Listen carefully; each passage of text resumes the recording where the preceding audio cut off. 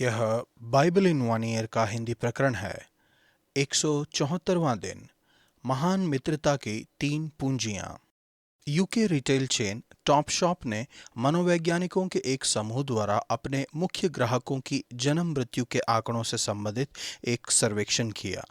Millennials या generation Y के नाम से जाने जाने वाले 1981 से लेकर 2000 में जन्मे लोगों पर उन्होंने 800 लोगों से बातें की। परिणाम इतने चौंका देने वाले थे कि उन्होंने उन पर विश्वास नहीं किया।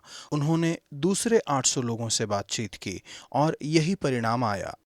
परिणाम बढ़ती हुई संख्या में अकेलेपन और खोए हुई पीढ़ी के एक चेतावनी देने वाले चित्र को दिखाता है। हमारे दर्ज किए गए सामाजिक इतिहास में बहुत से लोग अकेले रहते हैं। जनरेशन वाई के लिए फेसबुक का औसतन इस्तेमाल एक दिन में 6.5 घंटे है। बहुत से लोग जिनसे बातचीत की गई थी वह काम को ऐसी चीज समझते थे जिसे वे फेसबुक और दोपहर के भोजन के बीच करते थे। उन्होंने पाया कि उनके बहुत सारे मित्र थे, लेकिन अकेलेपन की एक बढ़ती हुई भावना थी। सोशल मीडिया में कुछ गलत नहीं है, लेकिन यह वास्तविक आमने सामने की मित्रता का एक विकल्प नहीं है। हम परमेश्वर के साथ और एक दूसरे के साथ मित्रता करने के लिए बनाए गए हैं।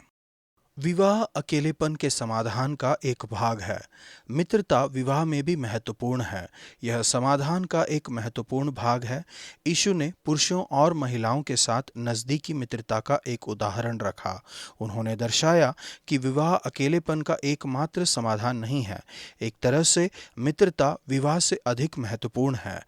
विवाह स्थायी है, मित्रता अनंत है। जैसा कि C.S. लुइस लिखते हैं, मित्रता जीवन का मुकुट और सद्गुण का विद्यालय है। मित्रता आनंद को बढ़ाता है और दुख को कम करता है। बाइबल बहुत ही सापेक्षिक है। हम संबंधों को उनके सर्वश्रेष्ठ स्तर के उदाहरण के रूप में देखते हैं, लेकिन हम उनकी दुर्बलता और असफलता के उदाहरण को भी देखते हैं। इन उदाहरणों और बाइबल की शिक्षाओं के द्वारा हम तीन बातों को देख सकते हैं। भजन संहिता 77 का 10 से 20 तक। पार्टनरशिप को महत्व दें। मदर टेरेसा ने कहा, मैं कुछ चीज़ों को कर सकती हूँ जो आप नहीं कर सकते। आप कुछ चीज़ों को कर सकते हैं जो मैं नहीं कर सकती। एक साथ मिलकर हम महान चीज़ों को कर सकते हैं। कल हमने देखा कि कैसे भजन संहिता के लेखक ने अपनी उदासी में परमेश्वर को पुकारा। भजन के अंतिम भाग में वह कुछ अद्भुत और शक्तिशाली तरीके को याद करते हैं जिसमें परमेश्वर ने भूतकाल में काम किया था। विशेष रूप से वह निर्गमन में परमेश्वर के लोगों के महान छुटकारे को देखते हैं।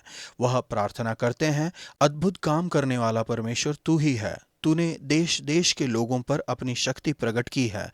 वह लाल समुद्र के दो भागों में बांटे जाने का मनन करते हैं और निष्कर्ष निकालते हैं, तूने मूसा और हारून के द्वारा अपनी प्रजा की अगुवाई भेड़ों की सी की। परमेश्वर के इस महान कार्य में मानवीय पार्टनरशिप शामिल थी। मूसा और हारून। परमेश्वर के लोगों के इतिहास में यह एक महानतम सफलता की कहानियां हैं। यह हो पाया क्योंकि वह अपने से अधिक महान उद्देश्य में जुड़े हुए थे। वह एक ही दिशा में बाहर से देख रहे थे। भाई होने के बावजूद उनके पास बहुत ही अलग हुनर और भूमिकाएं थी। जबकि मूसा लीडर थे, हारून बातचीत के लिए उत्तरदायी थे और लोगों को आराधना में अगुवाई करने के लिए। आज हमें अच्छे पार्टनरशिप की आवश्यकता है। अच्छे कारण है कि क्यों यीशु ने अपने चेलों को दो दो करके भेजा। सेवकाई अकेले भी हो सकती है। जोड़ियों में जाना अंतर पैदा कर सकता है। इसी तरह से कुछ महान दोस्ती बनती है। परमेश्वर, मैं आज प्रार्थना करता हूँ कि आप हमारे चर्च में और विश्व भर के चर्च में अच्छी पार्टनरशिप को तैयार करेंगे। परमेश्वर, होने दीजिए कि मूसा और हारून की तरह ऐसे बहुत से लोग हों जो एक दूसरे की सहायता करें और देखें कि आप उनके द्वारा महान चीज़ों को प्राप्त करते हैं। नया नियम, प्रेरितों के कार्य 15 का 22 से 41 तक। मित्रता को संभालें। चर्च के आरंभ से हम पार्टनरशिप में कार्य कर रहे मित्रों के उदाहरणों को देखते हैं। पौलुस और बरनबास सुसमाचार में पार्टनर थे। यरूशलेम के संसद के संदेश को अन्य जातियों के पास ले जाने के लिए उन्हें एक साथ भेजा गया। इस तरह से उनका वर्णन किया गया। हमारे प्रिय मित्र बरनबास और पौलुस ये ऐसे मनुष्य हैं जिन्होंने अपने प्राण हमारे प्रभु यीशु मसीह के नाम के लिए जोखिम में डाले हैं। वे दूसरी पार्टनरशिप के साथ साथ गए। दो दूसरे लीडर, यहूदा जो बरअब्बा कहलाता है और सिलास। यहूदा और सिलास भविष्यवक्ता थे जिन्होंने विश्वासियों को उत्साहित करने और मजबूत करने के लिए बहुत सी बातें कही। भविष्यवक्ताओं के लिए यह अच्छा है कि अकेले काम न करें बल्कि दूसरों के साथ पार्टनरशिप में काम करें।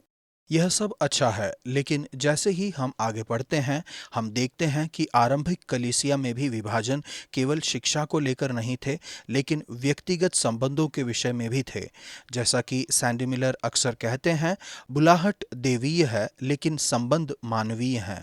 पौलुस और बरनबास अलग हो गए, उनमें बहुत असहमति हुई और इसके परिणाम स्वरूप वे अलग हो गए, वे अपने अपने रास्ते चले गए। परमेश्वर के विधान में अंत में सब कुछ अच्छा हुआ। बरनबास को एक नया पार्टनर मरकुस मिला जो कि उसका चचेरा भाई था। पौलुस को एक नया पार्टनर सिलास मिला और कलीसियाओं को स्थिर करते हुए सीरिया और किलिकिया से होते हुए निकले। हो सकता है कि पौलुस और बरनबास का बाद में मेल मिलाप हुआ हो, किंतु परमेश्वर के विधान के इस उदाहरण का इस्तेमाल मसीही झगड़े के लिए एक बहाने के रूप में नहीं किया जाना चाहिए। हमें हमेशा अपना सर्वश्रेष्ठ देना चाहिए ताकि अपनी भिन्नताओं से निपट सकें और अलग होने वाले ऐसे दर्द भरी चीज को दूर कर सकें। अपनी मित्रता की रखवाली करें। जब अलग होना पड़ता है तब हमेशा मेल मिलाप करने की कोशिश करें और याद रखें कि जैसा कि मार्टिन लूथर किंग ने कहा है, क्षमा करना यह कभी कभी किया जाने वाला कार्य नहीं है, यह एक स्थायी बर्ताव है। पिता, पौलुस और बरनबास के उत्साहित करने वाले उदाहरण के लिए आपका धन्यवाद, जिन्होंने प्रभु के नाम के कारण अपने जीवन जोखिम में डाले।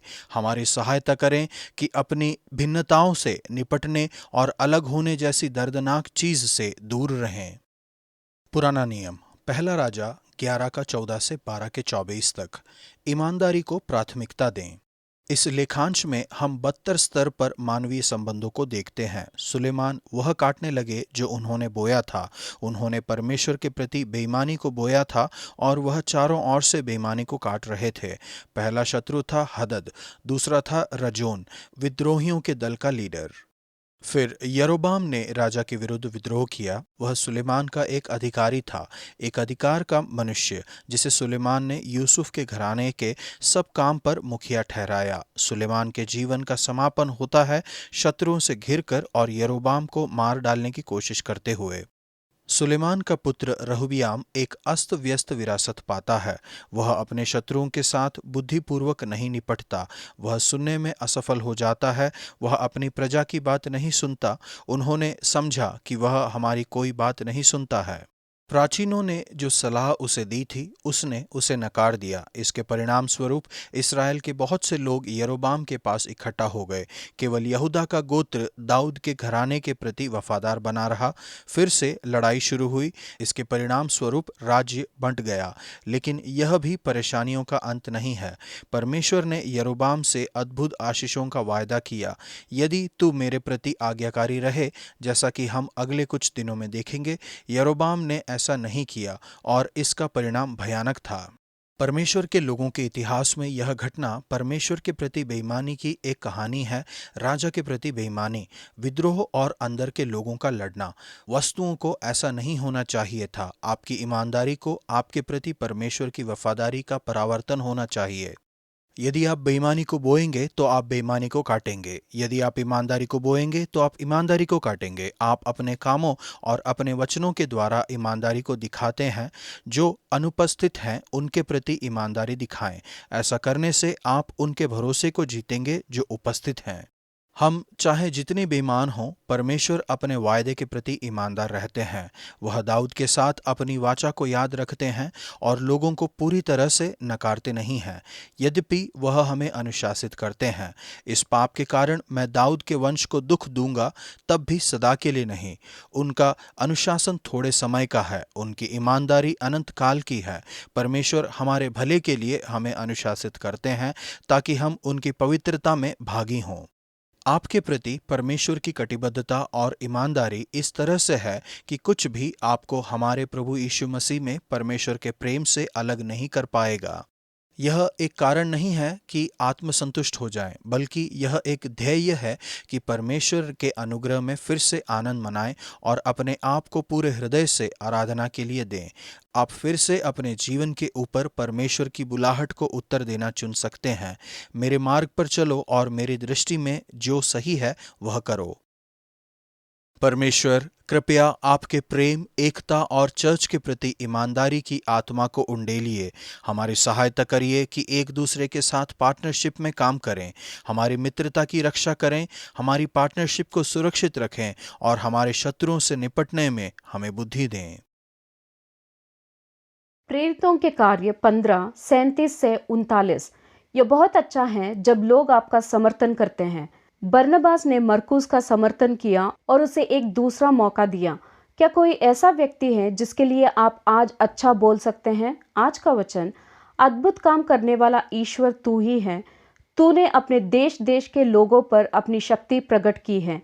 भजन संहिता 77 का 14।